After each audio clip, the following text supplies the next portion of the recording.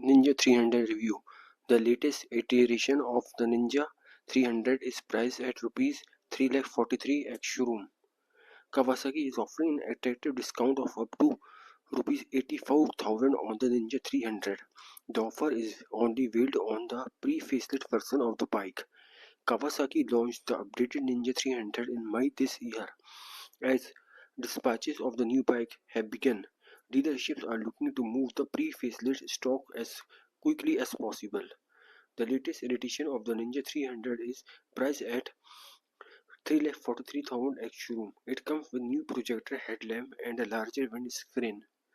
Powering the Ninja 300 is the same 295cc parallel twin engine.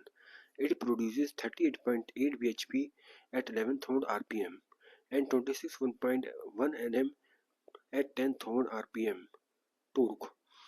The engine is mated to a 6-speed gearbox, YN assist and sleeper clutch.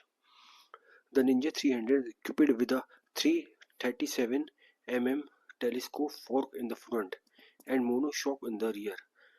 The brake setup comprises 290 mm and 220 mm pedal type disc in the front and rear, respectively.